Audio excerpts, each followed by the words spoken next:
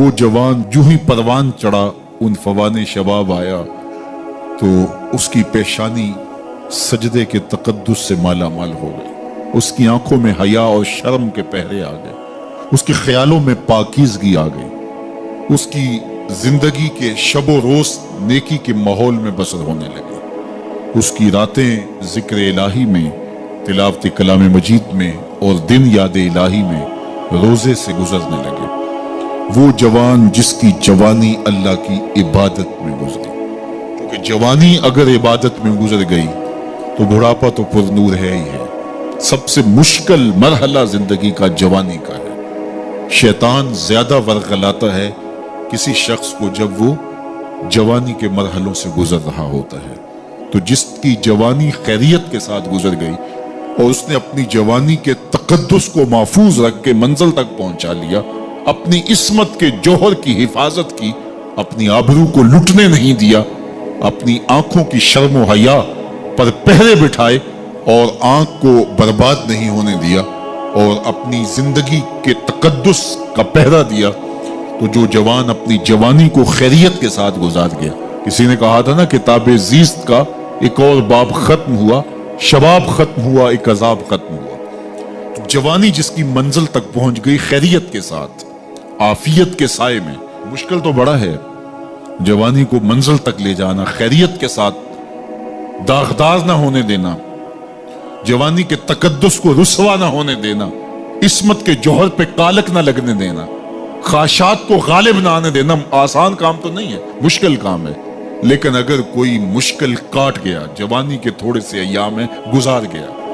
اللہ اکبر۔ حضرت شیخ ختلی کہتے ہیں، داتا گنج بخش علی حجویری علیہ رحمہ کے مرشد ہیں، الدنیا یوم ولنا فیہا صوم۔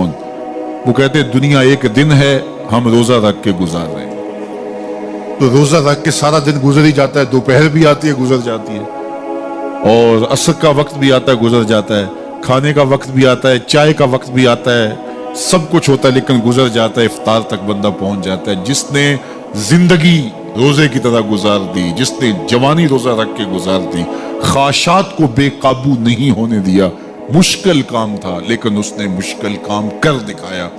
اجر کتنا بڑا ہے، سنیے اللہ کے محبوب کی زبان سے سنیے۔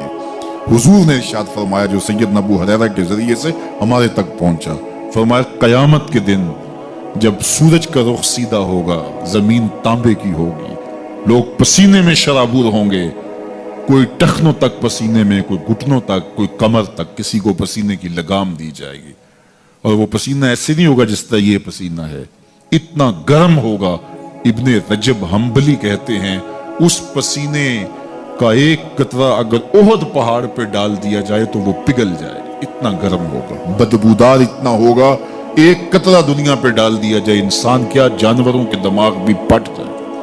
اس پسینے میں لوگ شرابور ہوں گے، لیکن جس نے اپنی جوانی کو عافیت سے گزارا ہوگا، کل قیامت کے دن جب کوئی سایہ نہیں ہوگا، اللہ اس جوان پر اپنے عرش کا ٹھنڈا سایہ عطا فرمائے۔ وہ شخص جس کو کسی عورت نے دعوت گناہ دی اور وہ صاحب منصب تھی، صاحب جمال تھی، اور اس نے یہ کہہ کہ یہ خواہش، یہ آرزو مسترد کر دی، انی خاف اللہ۔ اسی طرح کوئی عورت ہے تو اس نے اپنے تقدس کی حفاظت کی، اپنی آبرو پہ پہرا دیا اور کسی پیشکش کو ٹھکرا دیا، تو فرمایا قیامت کے دن جب کوئی سایہ نہیں ہوگا، اللہ اسے بھی اپنے عرش کا ٹھنڈا سایہ دے گا۔ کیسا سخت دن ہوگا، اور وہ کس اعزاز میں ہوگا، کس تکریم میں ہوگا۔ یہ تو 4 دن 10-20 سال ہیں، اور وہ 50,000 سال کا ایک دن۔ پھر اس کو اللہ کا شکر ادا کرنا ہوگا کہ اللہ تو نے کتنا کرم کیا میرے اوپر کہ میری جوانی خیریت اور عافیت سے گزری، اور آج اس کا تو کتنا بہتر صلہ مجھ کو دے۔